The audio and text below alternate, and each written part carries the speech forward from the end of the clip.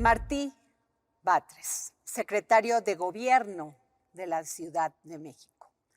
Hablar de su currículum, podríamos pasarnos toda esta entrevista hablando que ha sido todo en la Ciudad de México, desde presidente del PRD en aquel entonces, hace muchos años, diputado local, diputado federal, senador de la República. Ha sido secretario de Desarrollo Social, subsecretario de Gobierno con Andrés Manuel López Obrador, con Marcelo Ebrard también ha trabajado y ha sido de izquierda toda su vida. Toda mi vida, desde el nacimiento, desde la cuna. Sí quiero decir esto porque hay cosas que yo no sabía de usted y que me impresionaron. Cursó los diplomados de Gerencia Política e Investigación de la Opinión Pública impartido por la Universidad de George Washington University, Políticas Sociales Urbanas impartido por la Universidad Autónoma de la Ciudad de México y el Instituto de Investigaciones Sociales de la UNAM. Liderazgo Político Social contra la Discriminación impartido por la UAM y el Instituto de Liderazgo de Simone de Beauvoir. Así es. O sea, ¿qué sabe usted de temas? Actualmente estoy cursando el doctorado en estudios latinoamericanos en la UNAM. Qué interesante, porque yo no sabía que usted entendía el tema de la discriminación contra las mujeres.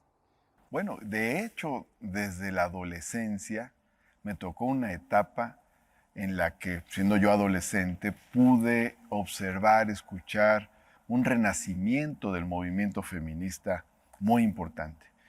Yo empiezo en el Partido Socialista Unificado de México en el 1981, ahí empieza mi militancia política. Tenía yo 14 años, estaba en la secundaria. Entonces, al salir de la secundaria me iba a las reuniones de fundación del PSUM. Este se funda en 1981, en noviembre, y muchas feministas participan en este proceso. De aquel entonces no se mete al PSUM, pero sí opina de este proceso Marta Lamas. Okay. Otra feminista, pues en aquel entonces importante, Amalia García, totalmente, que venía del PCM, forma parte de los liderazgos del PSUM, intelectuales como Marcela Lagarde y muchas otras van a influir en ese proceso. Entonces, claro que es un tema fuerte.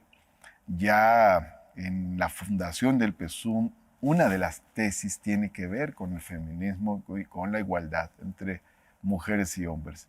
Pero digamos, es como un renacimiento y va a ir adquiriendo más fuerza posteriormente. Pero eso que hoy vemos tan común, hablar de feminismo, entonces era una innovación intelectual, teórica, política, que apenas iba adquiriendo fuerza. Me llama la atención su perfil, siendo un político muy fuerte, un político que sale a dar la batalla, que ha luchado por este movimiento de regeneración nacional, que se convirtió en partido en 2015. Usted siempre ha estado en las filas, luchando, pero me llamó la atención porque usted declama, pinta, tiene más de 1000 artículos escritos sobre derechos, sobre feminismo, sobre muchos temas. También pues, ha escrito libros como El PRIAN, Morena y su identidad política, El gran fracaso de las políticas sociales a derechos sociales, entre otros. Es usted un perfil de político pues, que no hay muchos en México. ¿Cómo se puede convivir siendo político en un país como México, funcionario público, y además tener estos hobbies, si podemos decirlos así, con una biblioteca de más de 8,000 volúmenes? Bueno, luego me pregunta mi esposa, ¿qué haría si no tuviera estas responsabilidades tan fuertes? Le digo, lo más probable es que estuviera encerrado en la biblioteca la mayor parte del día. Siempre me gustó leer. De hecho, entré a la actividad política por la lectura. Empecé a leer muy joven y a pintar. Pintar y leer es lo que hacía. Eran actividades un poco solitarias, pero en eso invertía mi tiempo, en ese tránsito de la adolescencia. Cuando empiezo a participar políticamente es por una conciencia que se ha gestado en mis lecturas y también por las enseñanzas de mis padres. Pero muy joven llegaron a mí libros que me fueron impactando mucho.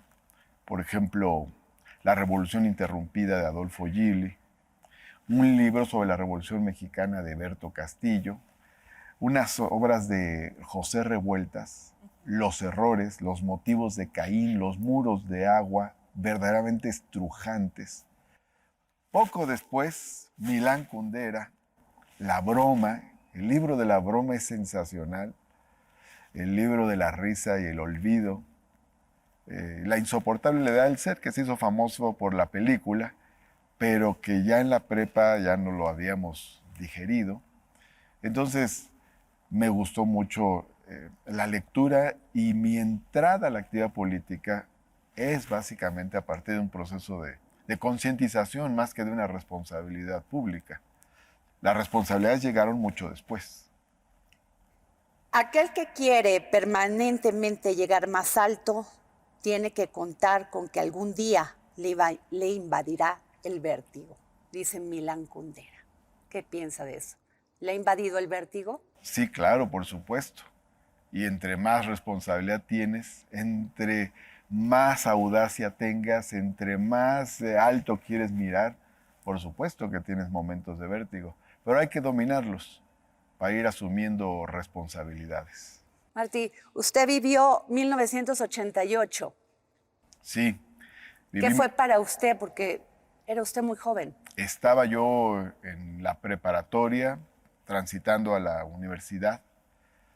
A finales del 88 entro a la Facultad de Derecho de la UNAM.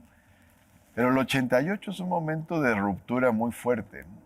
Es la irrupción de una fuerza política que en aquel entonces encabezan Cuauhtémoc Cárdenas y otros dirigentes y va a cambiar al país.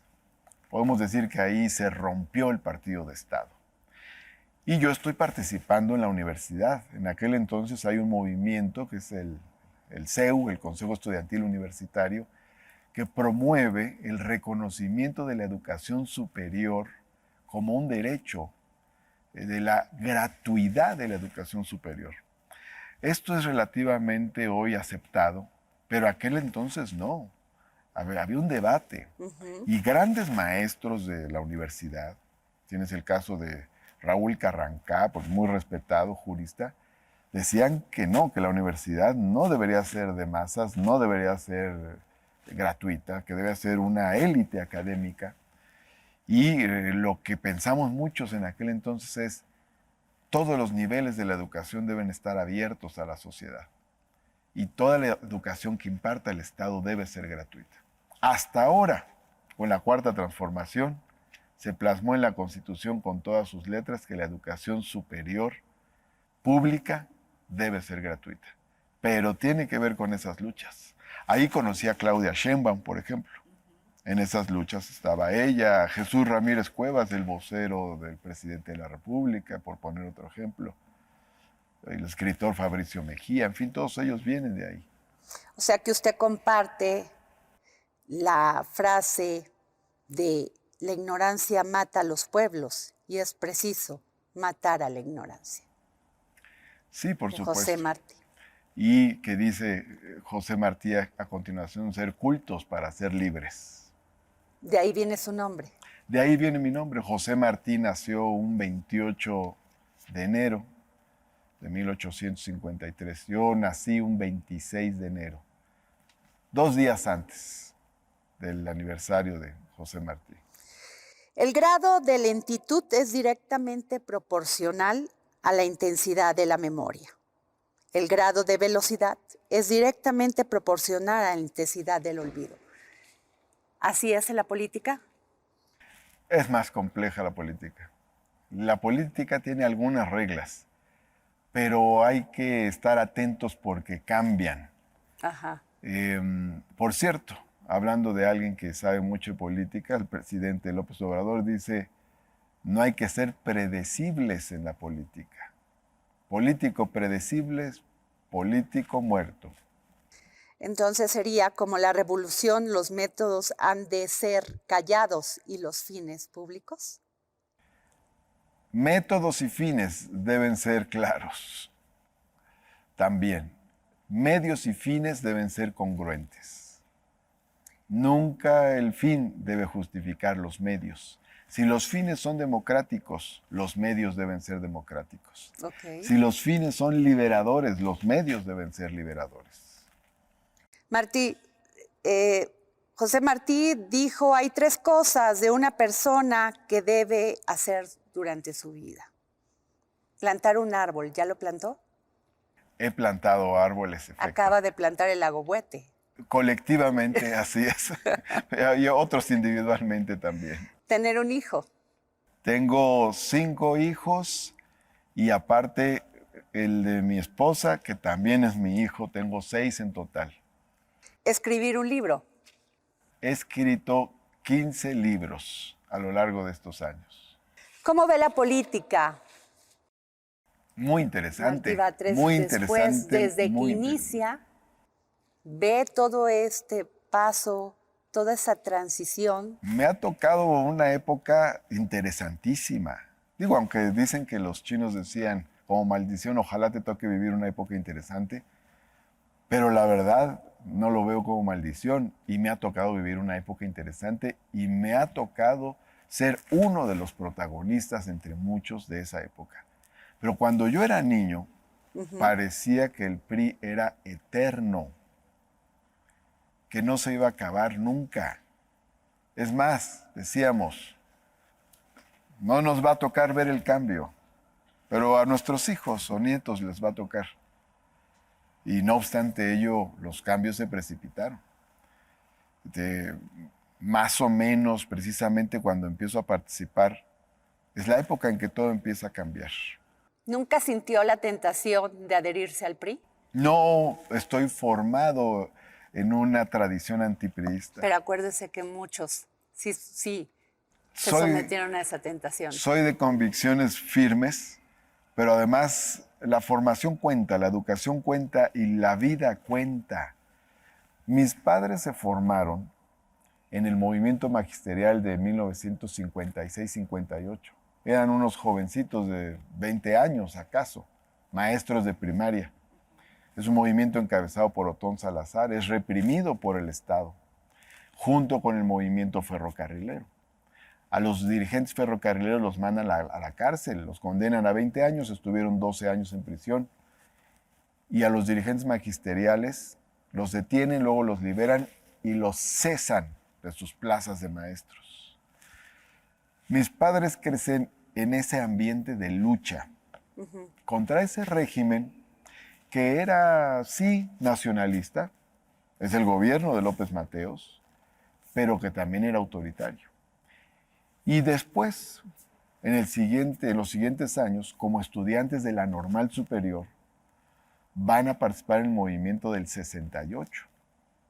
Entonces, ellos están como estudiantes normalistas en ese movimiento, que es un movimiento pues, muy antiautoritario. Y eso los forma. Y nosotros como hijos, pues es lo que recibimos de mis padres, esas vivencias. Difícilmente podríamos haber sido simpatizantes del PRI. Nos formamos en el antipriismo y en la oposición y en la idea de transformar todo eso.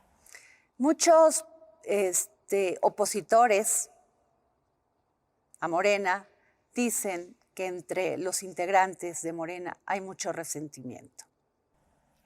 No, no veo eso. Yo veo que hay mucha alegría. Hay, digamos, mucha esperanza, mucho ánimo. Hay una sensación de que se está formando parte de un episodio importante de la historia de México.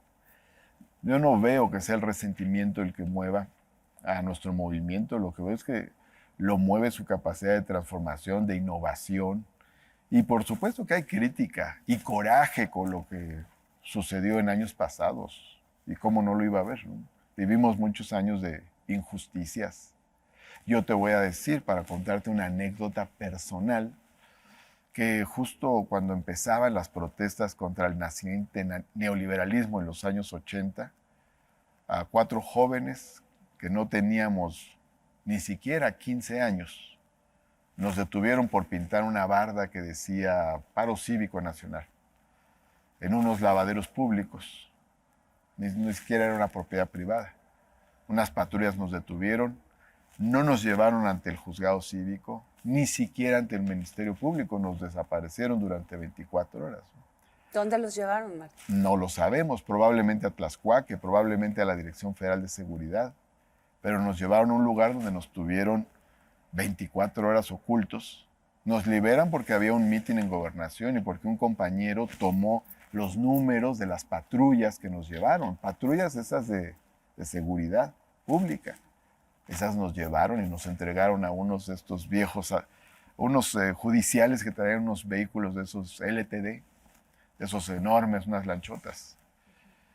Pero eso eran las cosas que sucedían por el Estado, por el gobierno.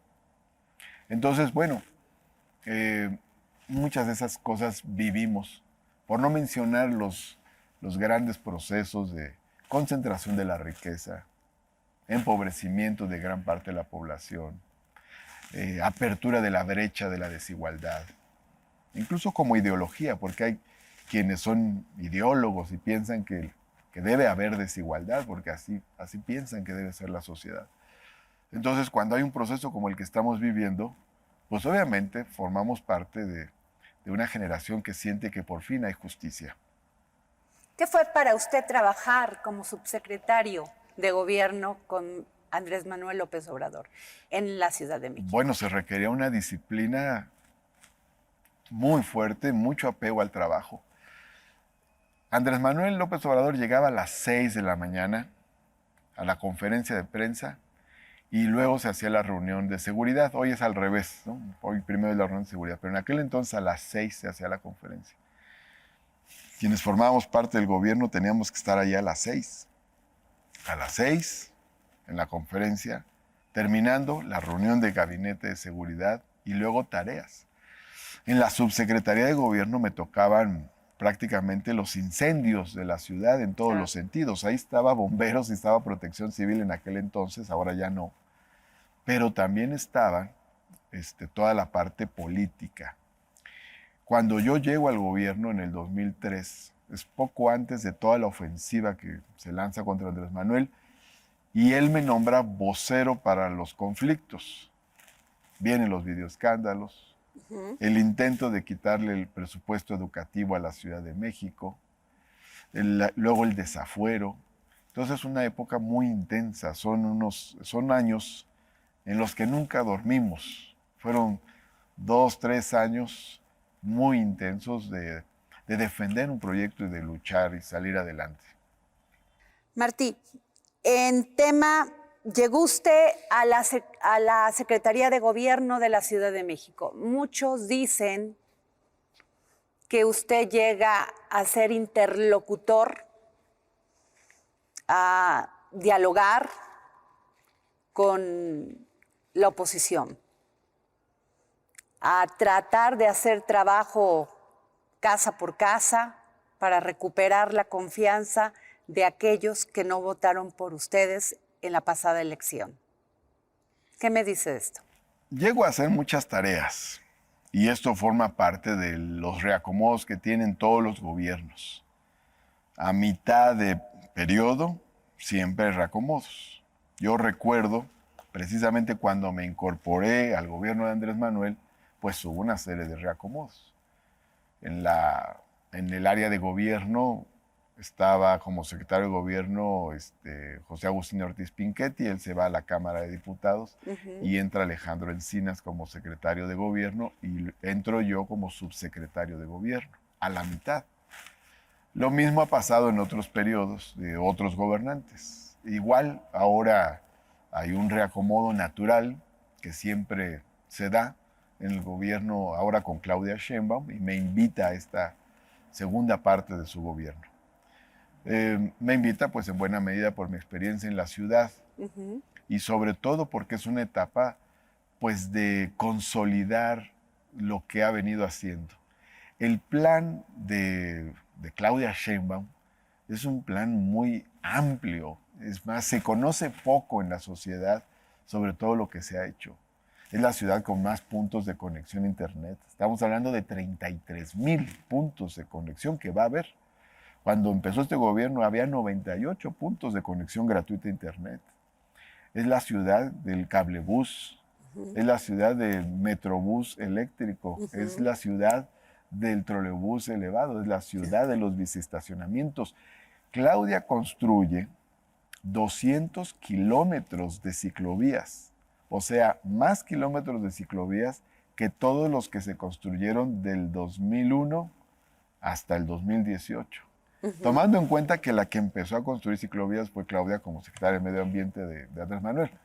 Ahora, también la Ciudad de México es la ciudad de la beca universal, esta de bienestar para niñas y niños. 1.200.000 niñas y niños tienen una beca, es una beca universal, la única que hay hasta ahora en el país a nivel básico. Claudia es la creadora de 2 nuevas universidades, la Rosario Castellanos, la Universidad de la Salud. Con Claudia, en materia, hablemos de género, se crea una fiscalía especializada en delitos contra las mujeres, el banco de ADN de agresores sexuales, el registro público de agresores contra las mujeres.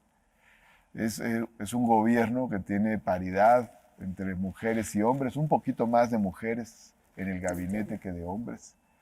Es un gobierno además metido en el tema de la seguridad.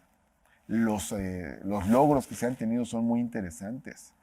En la segunda mitad del gobierno de Mancera, de Miguel Ángel Mancera, los delitos crecen exponencialmente y el homicidio se dispara.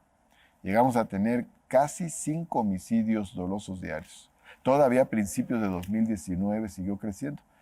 Y de ese índice se ha bajado a 2 homicidios diarios. O sea, estamos recobrando los niveles del 2005, que es el nivel más bajo de homicidios que ha habido en la ciudad. Bajaron las lesiones dolosas con arma de fuego.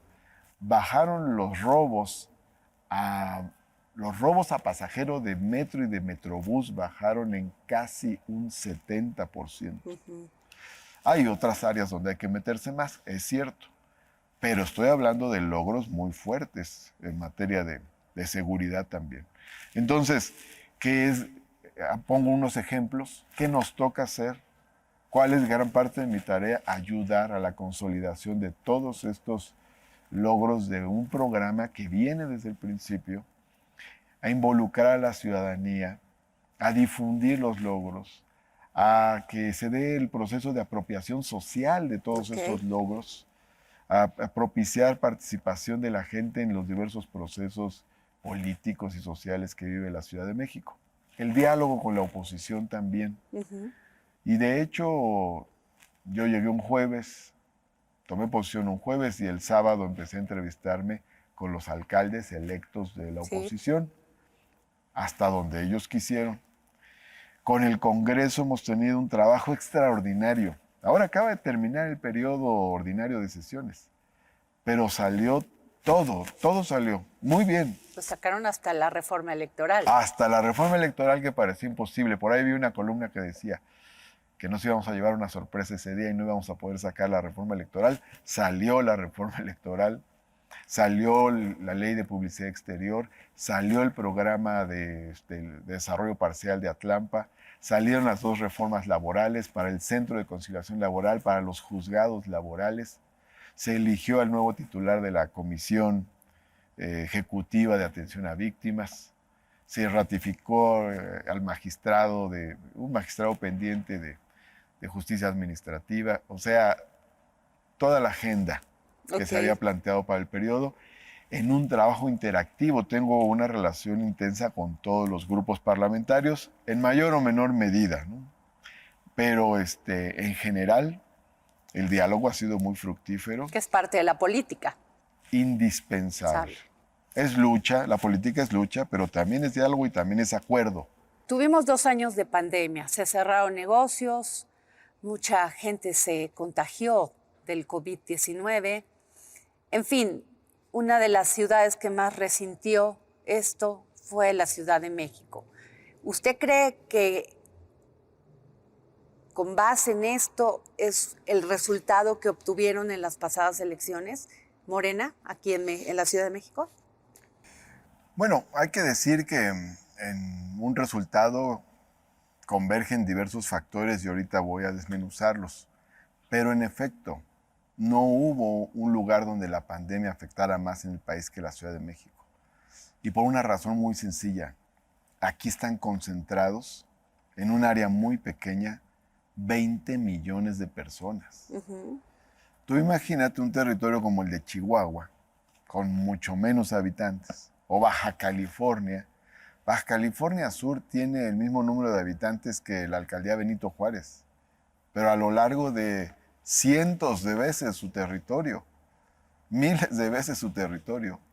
Entonces, aquí todo está pegado, todo está junto, hay una gran movilidad, es el punto de conexión y relación con el mundo, es el lugar del aeropuerto internacional. Entonces la pandemia pegó durísimo en la Ciudad de México, incluso a pesar del esfuerzo titánico que hizo el gobierno de la ciudad. Hay, por cierto, un reconocimiento notable a las diversas políticas que se fueron haciendo para combatir la pandemia en la Ciudad de México. Pero, en efecto, aquí pegó de una manera más fuerte la pandemia. Ese fue un factor, claro que fue un factor.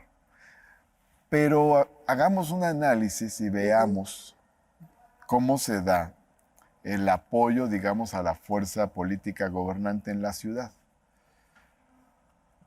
Morena mantiene, en general, el mismo porcentaje de apoyo que en el 2018. Ok. O sea, claro, en el 2018, por ser elección presidencial, vota mucho más gente. Pero Morena mantiene más o menos el mismo porcentaje. Pero hay un elemento nuevo que no se dimensionó adecuadamente, que fue la alianza de la oposición.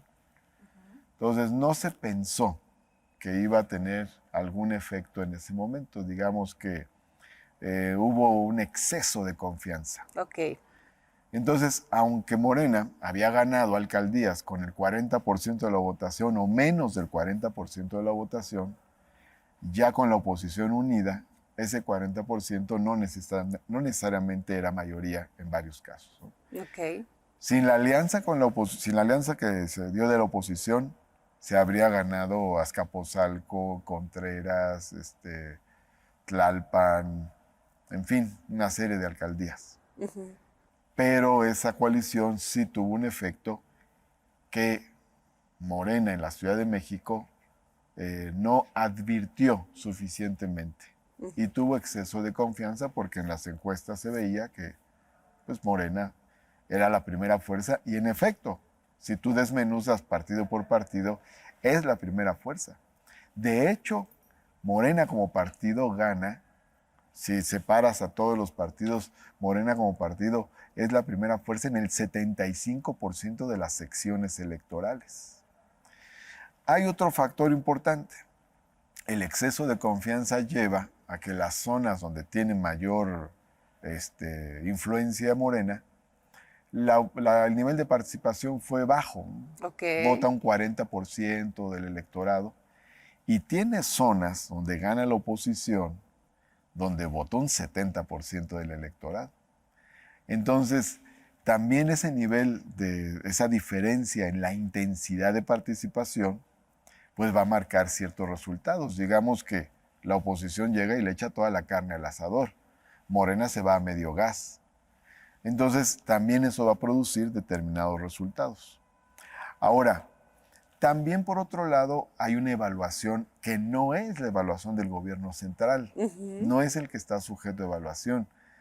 Están sujetos a evaluación los gobiernos de las alcaldías.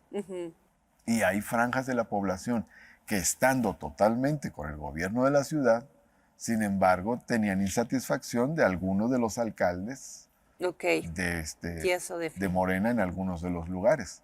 Entonces, esos factores pues se combinan y producen el resultado que tenemos. Aún así, con todo y eso, Morena es la fuerza que más alcaldías gobierna. Gobierna 7 alcaldías, luego está el PAN que gobierna 5, luego está el PRI que gobierna 2, una alcaldía indefinida.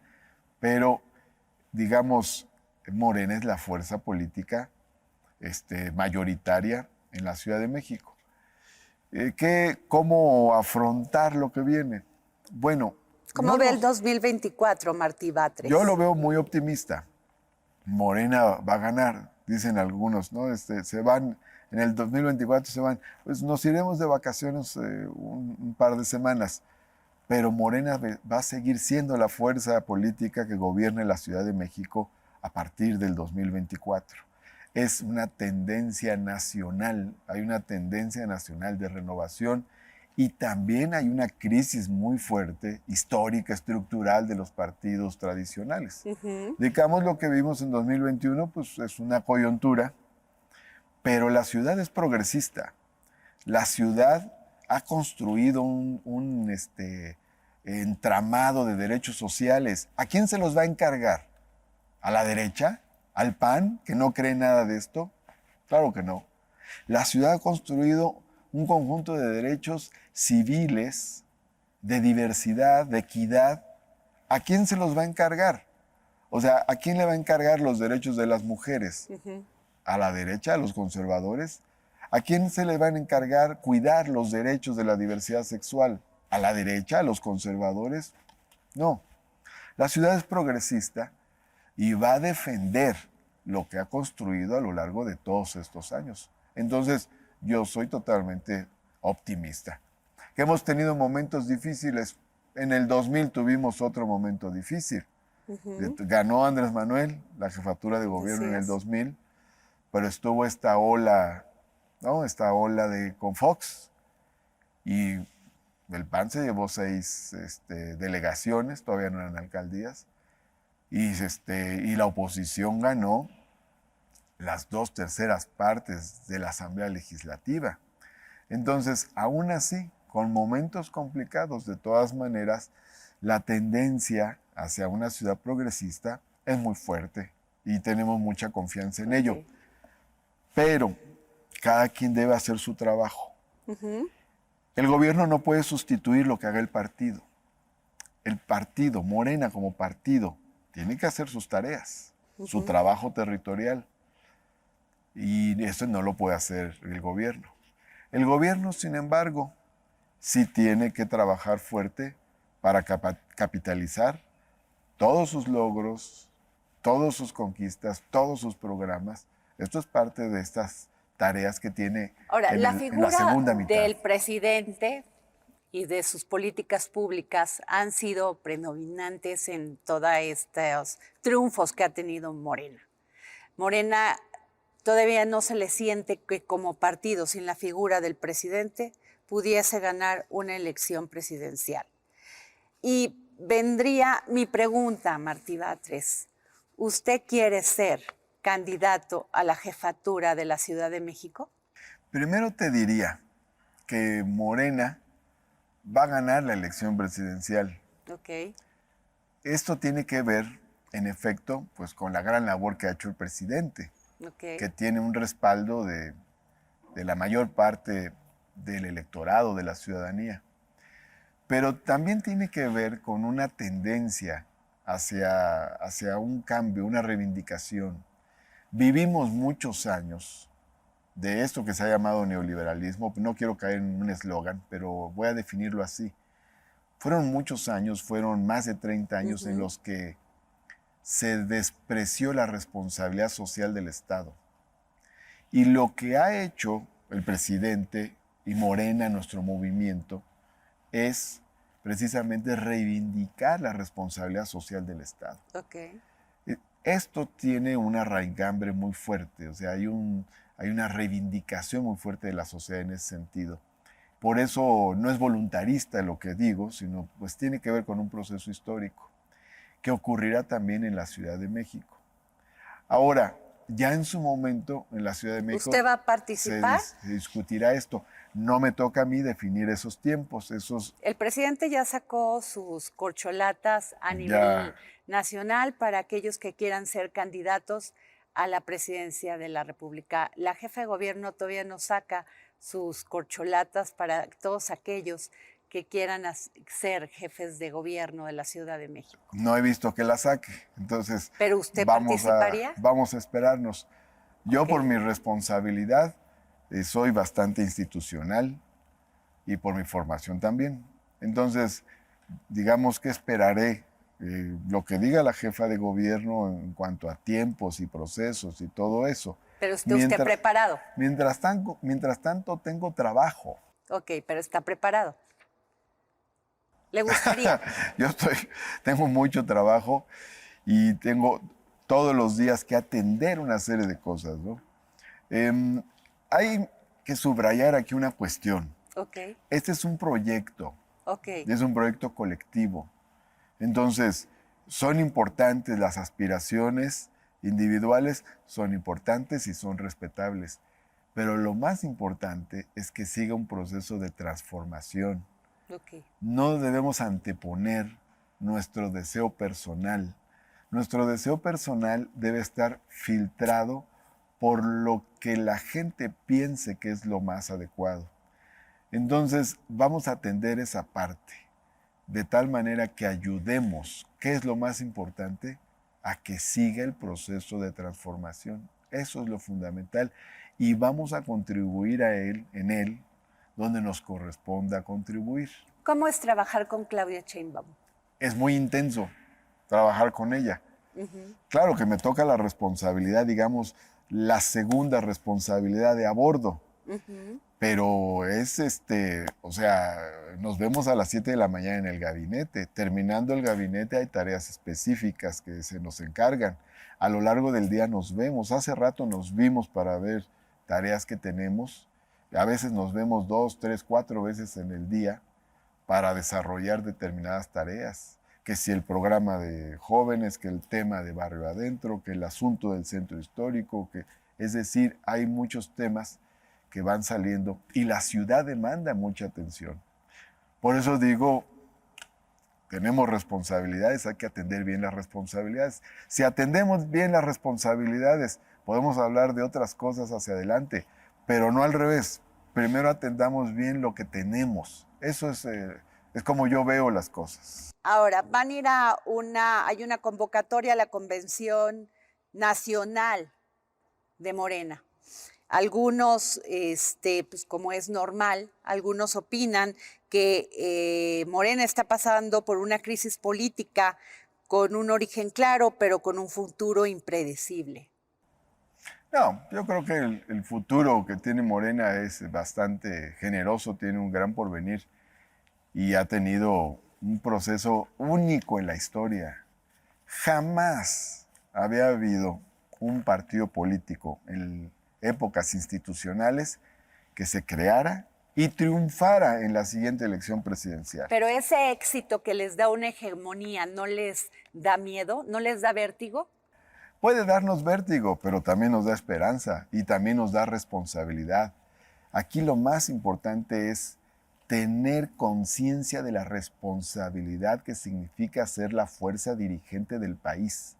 Eso implica cuidar la unidad del movimiento, significa cuidar el movimiento como un instrumento de transformación, significa cuidar lo que se ha hecho. Esos son valores importantes. Entonces, claro que podemos discutir, podemos debatir en el movimiento, en Morena, hay mucha libertad de expresión y de puntos de vista. Ahora, como todo lo que sube, baja, Martí. Sí, y a veces pero hay, eso pasó en pero el hay PRI. ciclos. Pero eso pasó en el PRI. Pues Acuérdese el rompimiento no con Carlos burocratizarse. Salinas, se va Cuauhtémoc Cárdenas y se rompe y se forma otro partido. Pues, pero a ellos, ¿por qué les pasó eso?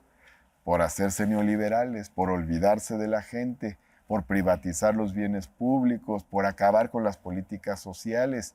Por eso les pasó todo eso, por eso se rompe el PRI.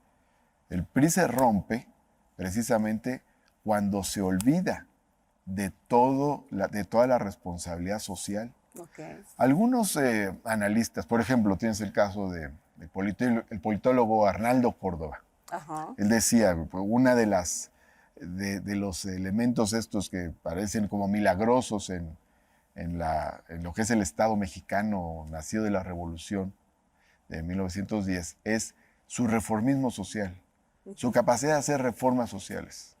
El PRI incluso no se cae, no se rompe, no desaparece incluso con los actos tremendos represivos en los que tiene responsabilidad. El momento de su declive está cuando abandona sus políticas de reformas sociales y cuando abandona todo rastro de defensa de la soberanía nacional. Ahí es donde empieza el declive. Entonces, claro, Morena es una fuerza muy diferente. El PRI era un partido muy rígido, muy vertical, muy autoritario. Morena es un movimiento mucho más horizontal. No obstante, lo más importante es que Morena no olvide nunca que lo fundamental es la gente. Lo más importante es la gente. Nunca dejar de escuchar a la gente, nunca alejarse de la gente. Eso es lo más importante. Si uno se olvida de la gente se olvida de uno. Eso es lo fundamental que tiene que observar Morena para que no le pase lo que le ha pasado a otras fuerzas políticas. Si Morena es constante en la idea del bienestar, del mejoramiento material, cultural de la sociedad mexicana, entonces va a seguir teniendo el apoyo de la mayoría de la sociedad mexicana. Pero eso implica mucho trabajo con la población.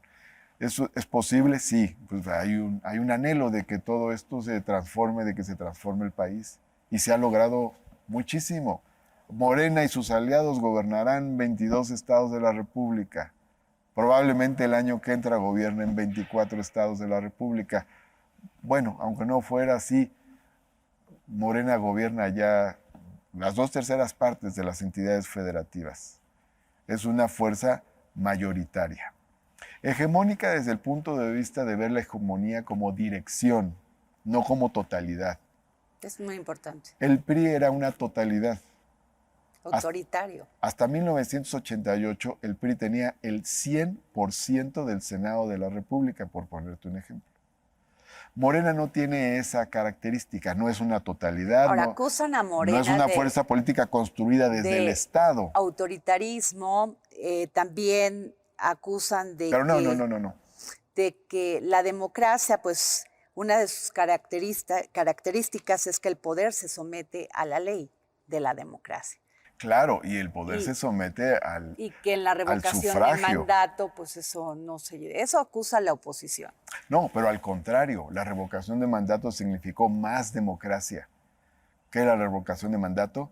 Pues que el pueblo interviene, no solo en las elecciones. Porque democracia no es voy cada 3 años y elijo a alguien que decide todo. No, la democracia es elijo a alguien, vigilo a ese alguien, le demando e incluso puedo quitar a ese alguien si es que si no cumple con su programa, si no cumple con sus promesas. Y la revocación de mandato tiene 2 posibles resultados. 1, quitar a un mal gobernante. 2, ratificar a un buen gobernante.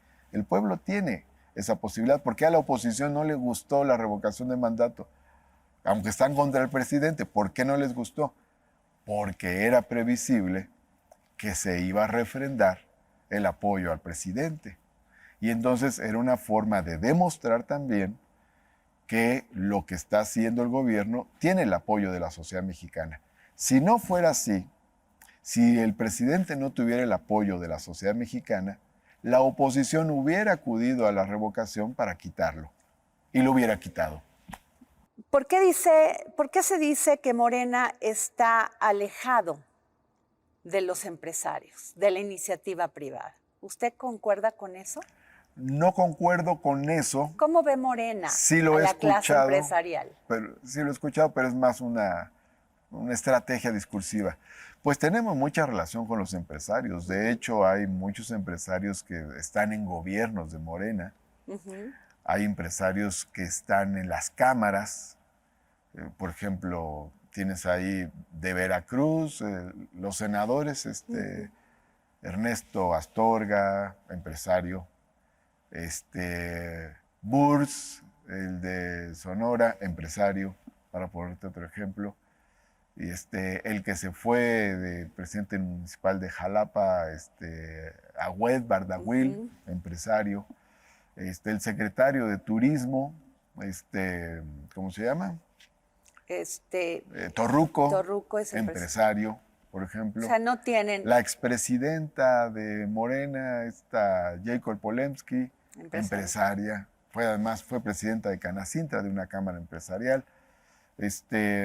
Varios de los que, ahora nuestro secretario de Desarrollo Económico en la Ciudad de México, Fatlala Cabani, empresario. ¿No cree que los apoyos a los comercios que tuvieron que cerrar durante la pandemia fue tardía? No, yo creo que ¿Fue tardío? hubo una multiplicidad de apoyos del gobierno. Luego se dieron apoyos, sobre todo al pequeño comercio, microcréditos, sobre todo para salvar las nóminas en lo inmediato, y más los apoyos de carácter social, y se dieron en un marco de responsabilidad económica, que muchas veces no se reconoce. A veces injustamente se ha llegado a comparar a López Obrador con Echeverría, pero la distancia es kilométrica. Echeverría endeudó, o sea, Echeverría para hacer determinadas políticas, incluso políticas sociales, endeudaba. O acudían a políticas que tenían efectos devaluatorios, inflacionarios, en fin. Ahora el gobierno López Obrador ha sido muy cuidadoso. No ha habido una época de estabilidad del peso en la historia de los últimos 50 años como la que ha habido ahora con el peso, que ha sido muy cuidadoso el presidente. Pero además estabilidad cambiaria, estabilidad fiscal, responsabilidad fiscal, es decir, todas esas cosas que los tecnócratas nunca pudieron cumplir, de eficacia económica y macroeconómica, ahora se han cumplido y al mismo tiempo se han echado a andar políticas sociales. Eso, digamos, es parte del éxito de este gobierno, esa combinación de responsabilidad macroeconómica con responsabilidad social que nunca antes se logró. Martí, ¿usted ve a Claudia Sheinbaum como candidata a la presidencia de Morena en 2024? Pues es una posibilidad muy grande, ¿no? No solo lo digo yo, está entre los destapes que ha hecho el presidente de la República, y luego escuchamos a mucha gente que simpatiza con ella. Tiene, digamos, a su favor cosas interesantes, una formación en la izquierda de toda la vida, una formación académica muy consistente, pues tiene una trayectoria limpia, representa toda esta lucha por el bienestar de Morena, también representa un liderazgo de las mujeres, digamos que confluyen en ella las dos igualdades, la igualdad social y la igualdad de género, es una cosa interesante. Ya todo este proceso tendrá sus momentos, también la veo a ella pues muy metida en las tareas del gobierno de la ciudad y muy prudente con este tema del 2024, ella no se ha manifestado expresamente al respecto y está metida sacando todos los procesos de conclusión de sus programas y para que no se quede ningún pendiente. Martí, es claro los avances que se han tenido en seguridad, pero sigue doliendo el tema de las mujeres, los feminicidios, la violencia intrafamiliar. ¿Qué va a hacer el gobierno de la Ciudad de México? Que está haciendo muchas cosas, ¿no? Tiene, por ejemplo, el gobierno de la Ciudad de México tiene una Secretaría de Mujeres. Es decir, el tema de las mujeres no está a nivel de una dirección, es una secretaría del gabinete. Eso implica una importancia institucional. Como te decía hace ratito, las mujeres son la mayor parte del gabinete. Tenemos una fiscal, no forma parte del gobierno en sí, pero sí está al frente de una institución pública, es mujer.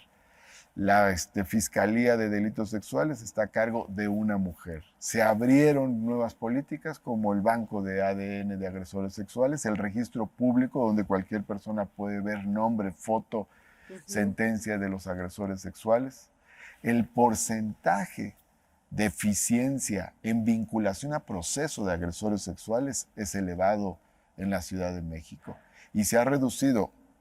Como se han reducido los homicidios, se han reducido los feminicidios en la Ciudad de México. Hay además aquí otra serie de políticas. Aquí, por ejemplo, pues es la primera entidad y punto de referencia e inspiración de la descriminalización de las decisiones de las mujeres sobre su maternidad, por ejemplo.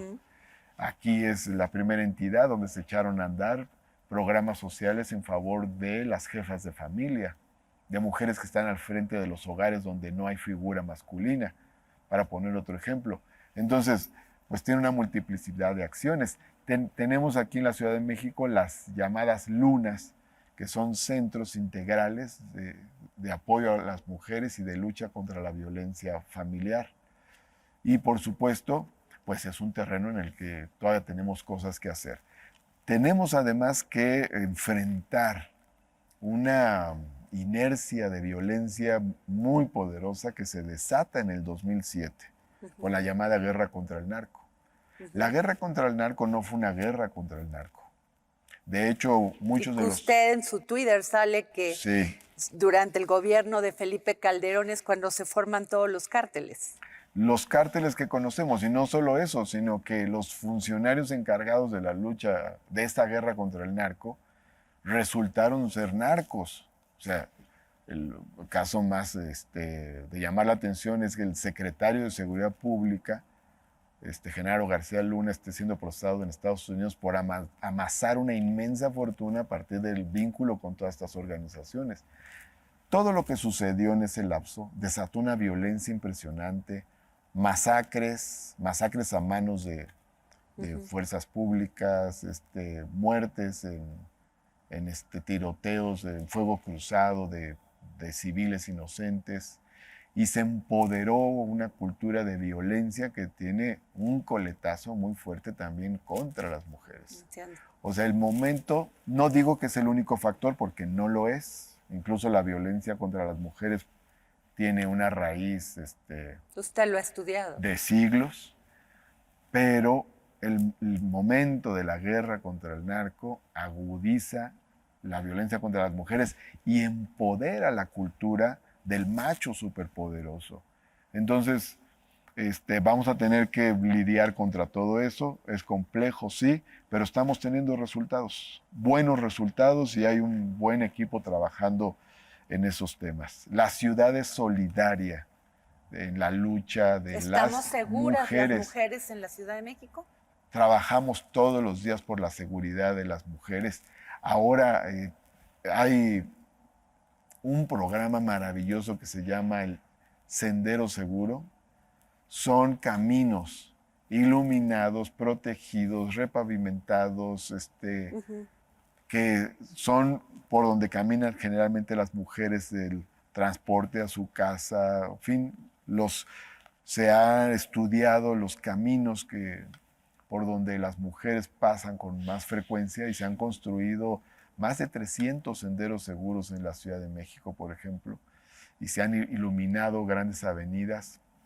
Donde más se han iluminado avenidas es en Iztapalapa, y los resultados que han tenido son tremendos. Iztapalapa, de ser un espacio donde había muchísima violencia, delincuencia, no es ya la alcaldía con más índice delictivo, está en el lugar número 8, ¿no? Okay. Por poner un ejemplo, igual Gustavo Madero está en el lugar número 10. Entonces, todo eso tiene que ver con un trabajo que se ha hecho. Y en esta lucha contra la violencia hacia las mujeres hay no solo una solidaridad del gobierno y de las instituciones públicas, sino una comprensión incluso simbólica de esta batalla. Ahora fue realmente muy emocionante cómo en la marcha del 8 de marzo un contingente de mujeres policías se sumó y gritó policía consciente se une al contingente.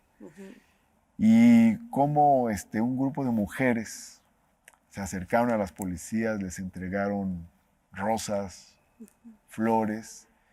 En la Secretaría de Seguridad Ciudadana ha hecho una labor muy importante Marcela, una de las subsecretarias, que le toca la capacitación, porque la capacitación no solo es la capacitación en la lucha contra la delincuencia, en fin, no solo es la capacitación operativa, sino capacitación para comprender el tema de la lucha de las mujeres. Entonces, esto es, digamos, es una transformación cultural, es realmente muy emotivo. Se hizo ese conversatorio donde participaron unas jefas que les llaman las Ateneas, jefas en la policía, y hablaron del tema de la igualdad entre mujeres y hombres, de la igualdad salarial entre las mujeres policías y los hombres policías, de temas que tienen que ver precisamente con este frente de la igualdad.